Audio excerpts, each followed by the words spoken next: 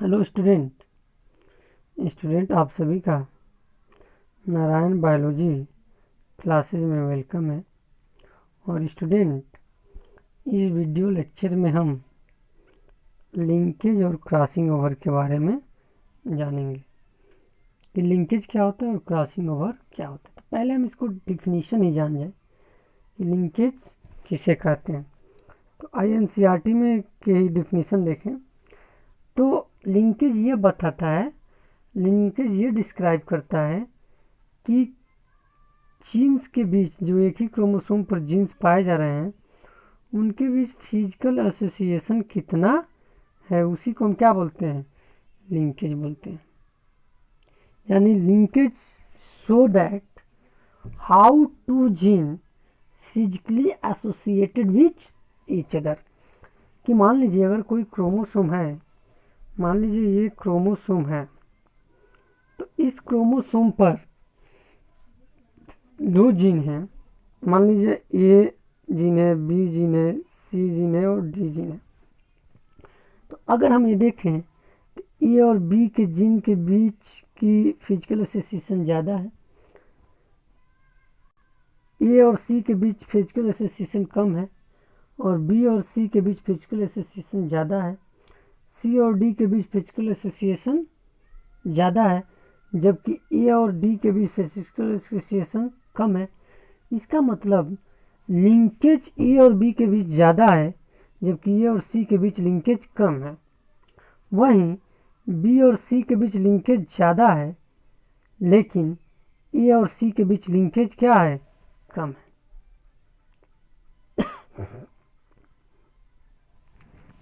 तो लिंकेज ये दर्शाता है कि एक क्रोमोसोम पर अगर जीन्स प्रेजेंट हैं तो वो एक फिजिकली एक दूसरे से कितना जुड़े हुए हैं।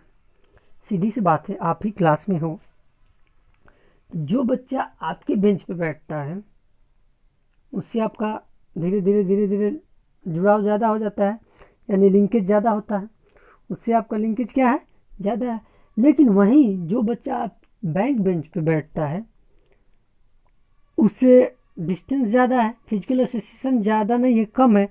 जब फिजिकल एसोसिएशन कम है तो उतना लगाव नहीं होता है जितना एक ही बेंच पे बैठने वाले दो बच्चों में लगाव होता है। उसी तरह एक ही क्रोमोसोम पर अगर नज़दीक पाए जाने वाले दो जीन्स हैं तो उनके बीच फिजिकल एसोसिएशन ज़्यादा होगा, इसका मतलब लिंकेज उनके बीच ज़्यादा होगा। लेकिन अगर दूर दूर क्रोमोसोम पर जीन लोकेटेड हैं तो उनके बीच लिंकेज क्या होगा, कम होगा। यानी लिंकेज क्या दर्शाता है कि फिजिकल एसोसिएशन दो जीन्स जो एक क्रोमोसोम पर प्रेजेंट हैं उनके बीच फिजिकल एसोसिएशन कितना है, उसी को हम क्या बोलते हैं, लिंकेज बोलते हैं। दूसरा एक टर्म है रिकॉम्बिनेशन।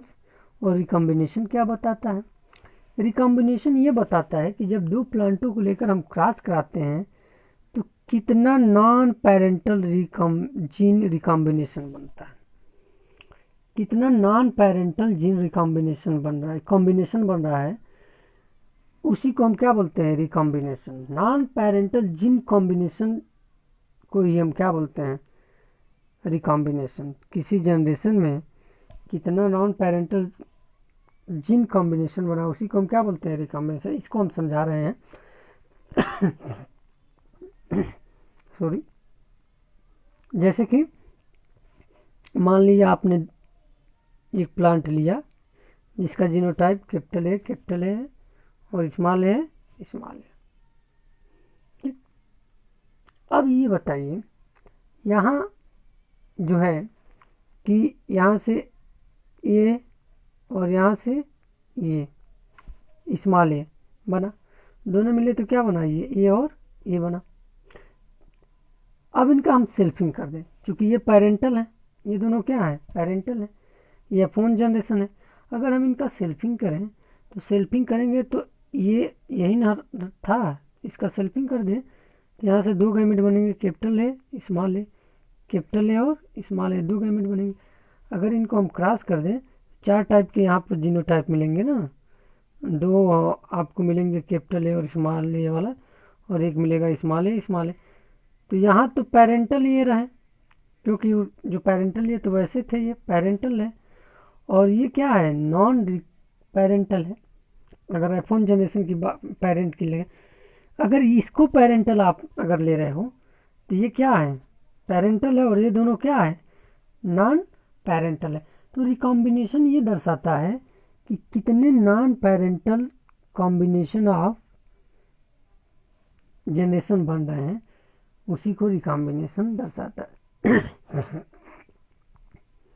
अब आपसे मैं एक बात बताऊं कि जो लिंकेज होता है वो इन्वर्सली प्रोपोर्शनल होता है रिकॉम्बिनेशन का।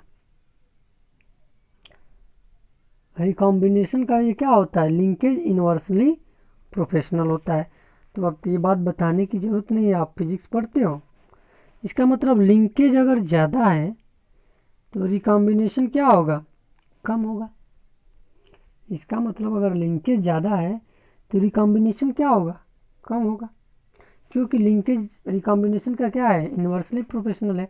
दूसरी बात में अगर हम कहें कि अगर एक क्रोमोसोम है और वो लिंकेज ज़्यादा, एक ही लिंकेज ज़्यादा हो गया है, दो जीन्स हैं, दोनों के बीच लिंकेज क्या हो गया, ज़्यादा, तो अब रिकॉम्बिनेशन इनका क्या होगा, कम होगा, यानी इनका सेपरेट होना क्या हो जाएगा, कम हो जाएगा। लेकिन अगर लिंकेज कम है तो रिकॉम्बिनेशन क्या हो जाएगा, हाई हो जाएगा। कि इसका मतलब ये है कि अगर दो जीन्स दूर दूर क्रोमोसोम पर प्रेजेंट हैं तो उनका एक दूसरे से अलग होना आसान होता है, यानी उनका रिकॉम्बिनेंट बनना क्या होता है, आसान होता है।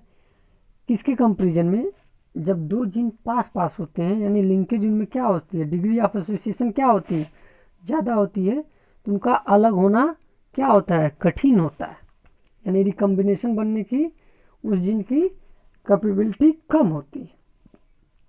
उसी बात को मॉर्गन ने ड्रासोफिला पर वर्क करके, डाई हाइब्रिड क्रॉस करके, इसी बात को उन्होंने प्रूव किया।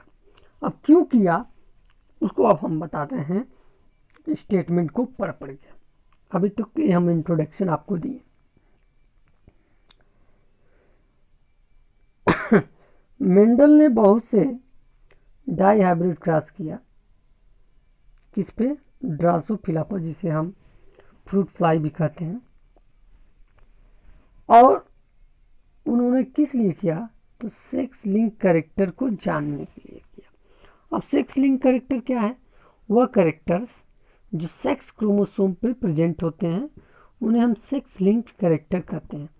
अब सेक्स क्रोमोसोम चाहे वो XX पे प्रेजेंट हो या XY पे प्रेजेंट हो, यही तो दो, ये फीमेल का सेक्स क्रोमोसोम है, ये मेल का सेक्स क्रोमोसोम है, तो वह कैरेक्टर्स जो सेक्स क्रोमोसोम पे प्रेजेंट होते हैं उन्हें सेक्स लिंक कैरेक्टर्स कहते हैं। ठीक है, तो उन्होंने देखा क्या कि जो डाई हाइब्रिड क्रॉस है, मेंडल के जो पी प्लांट पे किए थे वैसे ही प्राप्त हो रहा है। जैसे कि मॉर्गन ने एक हाइब्रिडाइज क्रॉस कराया, येलो बॉडी लिया और वाइट आई का फीमेल इन्होंने ले लिया, और उसका क्रॉस इन्होंने ब्राउन बॉडी और रेड आई के मेल के साथ करा दिया। ठीक है, फिर F1 जनरेशन प्राप्त हुआ। क्या मिला, F1 जनरेशन। F1 जनरेशन को फिर इन्होंने क्या कर दिया, सेल्फ क्रॉस करा दिया। तो देखा इन्होंने कि जो दो जीन्स हैं जो 9:3:3:1 के रेशियो में मेंडल में सेपरेट हो रहे थे, वो यहाँ सेपरेट नहीं हो रहे हैं। ये उससे क्या कर रहे हैं, डेविएशन, मतलब उससे विपरीत कुछ सो देख रहे हैं, दिखा रहे हैं। इसका मतलब ये है कि इन्होंने कहा कि ये जो कैरेक्टर के क्रोमोसोम्स हैं, जीन्स हैं, वो किस पे अवेलेबल हैं, X क्रोमोसोम पे प्रेजेंट है। और इन्होंने कहा कि अगर कोई दो जीन्स जो हम डाई हाइब्रिड क्रॉस में ले रहे हैं अगर सेम क्रोमोसोम पे प्रेजेंट होंगे तो उनमें प्रोपोर्शन मतलब रेशियो पेरेंटल जीन कॉम्बिनेशन बनने का हायर होगा in comparison to non parental. Parental gene combination ज़्यादा बनेंगे अगर सेम क्रोमोसोम पे प्रेजेंट है तो। और इसी बात को उन्होंने क्या कहा, एक टर्म दिया जिसका नाम है लिंकेज। जबकि रिकॉम्बिनेशन क्या है, recombination of formation of non recombinant gene, उसी को हम बोलते हैं। इन्होंने कहा कि अगर मॉर्गन ने कहा या मॉर्गन ने पाया कि अगर जीन्स जो प्रेजेंट हैं सेम क्रोमोसोम पर तो वो जीन्स बहुत टाइटली एक दूसरे से जुड़े होंगे, और जब टाइटली एक दूसरे से जुड़े होंगे तो उनमें रिकॉम्बिनेशन क्या होगा, कम होगा। क्योंकि अभी हमने एक फार्मूला बताया कि linkage in inversely proportional to recombination.